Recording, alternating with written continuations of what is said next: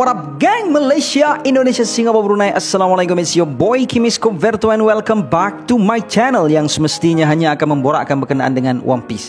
Alright guys, dalam video kita pada kali ini aku akan kongsikan dengan korang semua spoiler terkini chapter 1075 yang telah dikongsikan kepada kita semua oleh Ethan Bobby daripada Worth Generation Forum. Antara perkara yang akan aku kongsikan kepada korang semua dalam spoiler pada kali ini termasuklah tentang pengkhianat di Egghead Island yang kini semakin berani untuk bertindak. Seterusnya pula, memang mantap habislah Oda Sensei punya twist kali ni. Daripada musuh yang bersungguh-sungguh nak hapuskan Luffy, kini mereka meminta untuk beraliansi dengan Luffy bagi menewaskan musuh baharu mereka pula. Kenapa agak-agaknya mereka ni sampai sanggup membuang kemaluan mereka, kemaluan pula, maksud aku membuang kesipuan ataupun perasaan malu mereka untuk bekerja sama dengan Luffy yang mereka anggap sebagai lanun yang keji ini. Kalau korang nak tahu jawapannya, make sure korang tonton video spoiler ini sehingga ke penghujungnya. So jom, let's proceed with the content. Tapi sebelum itu, kepada korang yang belum lagi subscribe, jangan lupa untuk subscribe dan menekan bell notification button supaya korang tak ketinggalan video-video dari aku. Dapatkan brownies cookies homemade di Shopee, produk terkini dari aku. Hantarkan video-video review anime korang ke email kimiscoverto@gmail.com sekiranya korang berminat untuk sertai speaker-speaker di channel Scoverto Anime. Follow TikTok Kimis Coverto untuk mendengarkan fakta-fakta pendek dari aku. Ayo kita jadikan channel ini setandai dengan channel-channel curi yang ada di seluruh dunia. Say with me guys, Ikuzo Yarodamo. Kisah seorang anak yang duka Mustafa karena ibunya batu. Menurut spoiler, tajuk bagi chapter yang ke-1075 yang akan datang nanti bakal diberi nama Label Phase Death Game. So guys, berkemungkinan besar inilah yang dimaksudkan oleh Oda dalam Jump Festa 2023 sebagai Battle Royale yang akan berlaku dalam dunia One Piece. Tengoklah tajuk chapter ini nanti, Death Game kot tu. Sebab itulah Oda cakap dalam Jump Festa tu yang dia harap tiada orang yang akan mati dalam Battle Royale nantinya. Kalau betul lah Battle Royale itu merujuk kepada Death Game yang berlaku di Egghead Island ini sahaja, maka segala teori yang mengatakan bahawa Battle Royale tu bakal melibatkan Blackbeard, Garp, Law dan Marine tu akan terbatal begitu sahaja. Punyalah kita berspekulasi jauh-jauh, sekali ini je Battle Royale tu rupanya. Itu pun kalau betul lah Battle Royale hanya merujuk kepada Death Game ini sahaja. Tapi buat masa ini masih ada lagi sinar untuk teori Battle Royale berskala besar itu benar-benar berlaku selagi Oda belum memberikan jawapan yang tuntas untuk Battle Royale ini. Well, aku personally berharap yang Battle Royale yang dimaksudkan oleh Oda itu bakal menjadi Battle Royale yang berskala besar. Lagi syok kalau macam tu kan.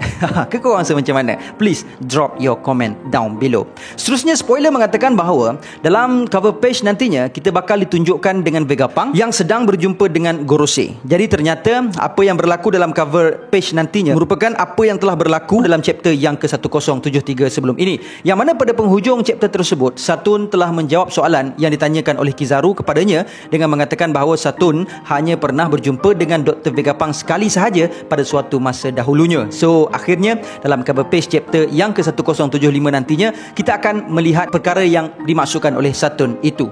Poin yang seterusnya pula mengatakan bahawa kita akan melihat seseorang yang akan menghancurkan segala Denden Mushi yang terdapat dalam makmal tersebut. Shaka pula dikatakan tidak akan dapat melihat apa yang sedang berlaku. Mungkin Denden Mushi yang dimaksudkan di sini adalah kamera snails yang telah diceritakan oleh Shaka kepada Frankie dalam chapter yang lepas.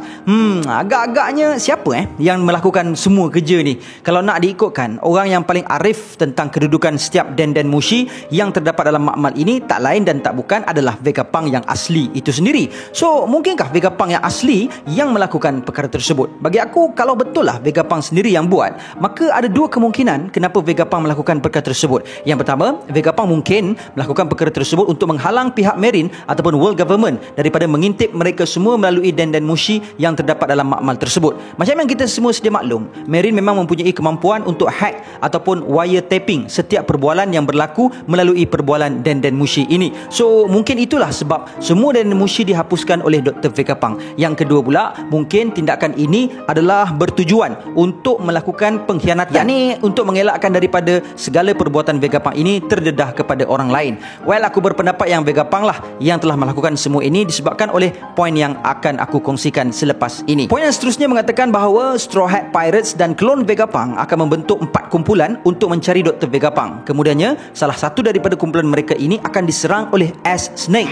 Dekat sinilah bermulanya aku semakin mengesyaki Vegapunk. Yalah, sepatutnya kalau menurut hierarki pengawalan Seraphim, Vegapunk lah orang yang mempunyai keutamaan paling tinggi dalam makmal tersebut untuk mengawal Seraphim. So, kalau ada seseorang yang boleh melangkaui arahan klon-klon Vegapunk ke atas Seraphim tersebut, orang yang paling layak untuk melakukan perkara tersebut adalah Vegapunk itu sendiri. Sebabnya setakat yang kita tahu, Gorosei tak sampai pun lagi ke Pulau Egghead Island ni kan. So tak ada orang lain lah yang mampu untuk mengatasi arahan klon Vegapunk melainkan Vegapunk Stellar itu sendiri. Unless Gorosei sebenarnya sudah pun tiba di dalam makmal level phase itu. Yalah, manalah tahu kod Saturn tu ada ability Devil Fruit yang boleh teleport macam Devil Fruit Law kan. Sebab kalau lah benda ni benar-benar berlaku pun aku tak pelik sebenarnya guys. Sebabnya sebelum ni kita dah ditunjukkan dengan seseorang yang mempunyai kemampuan buah iblis yang persis dengan buah iblis law ini, yakni watak Van Ogre dengan kemampuan buah iblis Rap Nominya itu. So tak pelik lah kalau ada buah iblis yang lain dengan fungsi yang lebih kurang samanya.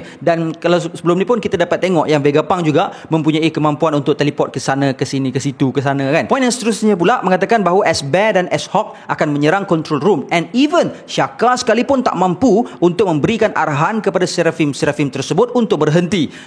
Lepas aku baca poin ni, semakin bertambah keraguan aku ke atas Dr. Vegapunk yang asli, The Stellar. Dia je dekat dalam pulau tu yang boleh command Seraphim melebihi Shaka guys. Mungkinkah sebenarnya cover page yang menunjukkan kepada kita semua Vegapunk yang berjumpa dengan Gorosei ini adalah satu foreshadowing daripada Oda bahawa si Vegapunk ini sebenarnya berpihak kepada Gorosei?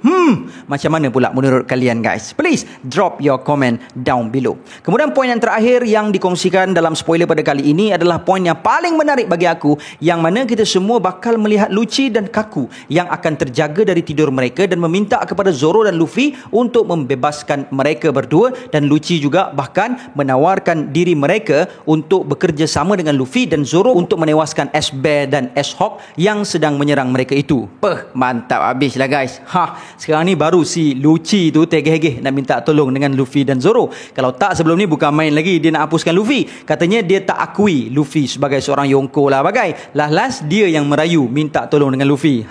Lucu betul lah si Lucci ni. Dalam spoiler ni juga ada orang yang bertanyakan kepada Redon apa sebenarnya yang telah berlaku sampai Lucci dan Kaku nak berlawan bersama-sama dengan Luffy. Redon jawab yang si Lucci dan Kaku ni terpaksa untuk bertindak sedemikian memandangkan mereka kini sedang digari dengan Kairoseki dan tidak mampu untuk melakukan apa-apa. So satu-satunya cara untuk selamat adalah dengan bekerja sama dengan Luffy dan Zoro. Tapi bagi aku bukan setakat itu saja. Mungkin Lucci dan Kaku juga sedar bahawa sekalipun mereka bebas dari Kairoseki, mereka berdua tidak akan mampu untuk menumbangkan dua Seraphim yang sedang menyerang mereka itu. So guys, mungkinkah persepsi Lucci terhadap Luffy akan berubah? Yelah, kita semua dapat tengok macam mana Smoker dan Fujitora respect dekat Luffy selepas mereka bertarung bersama Luffy. Jadi adakah Lucci juga akan menyedari hakikat bahawa Luffy sebenarnya bukanlah lanun yang keji seperti mana yang disangkakan olehnya selama ini? Dan dari sini juga ability Luffy yang dikatakan Mihawk sebelum ini semasa peperangan Marineford sedang marak akan mula mempengaruhi Luffy, iaitu sebuah kemampuan yang mampu menarik orang sekeliling untuk memihak kepadanya. Kemampuan yang paling digeruni. Guys, korang perasan tak? Sebenarnya martabat kemampuan ini adalah sebuah kemampuan yang luar biasa, bahkan kekuatan yang paling digeruni. Tapi nampaknya seakan-akan kurang diberi penekanan oleh Oda. So adakah bermula dari sini dan seterusnya Oda akan mula menyerlahkan kemampuan Luffy ini? Yalah, sebab kekuatan Devil Fruit Luffy dah berjaya mencapai tahap yang ultimate menurut Luffy lah kan. Dan kekuatan Haki Luffy juga dah berjaya sampai ke puncak, sampai berjaya menewaskan Kaido. Although aku berpendapat yang ada beberapa perkara lagi yang Luffy perlu pelajari sebelum bertembung dengan Shanks nanti. Cuma kekuatan Luffy yang dikatakan oleh Mihawk ini sahaja yang belum disorotkan lagi. Dan di manakah lagi tempat yang paling sesuai untuk diserlahkan kekuatan ini melainkan di sini, di Egghead Island. Sebab after all, kita dah boleh tengok Admiral dah mula turun, bahkan Gorosei sendiri dah campur tangan. So this is the great moment sekiranya Oda nak ketengahkan balik kemampuan tersebut. Dan berita baik buat pembaca manga, no break next week. So guys, that's all I have untuk perkongsian kita pada kali ini. InsyaAllah, see you guys in the next content. And until then my gang, there is no God except Allah. Assalamualaikum warahmatullahi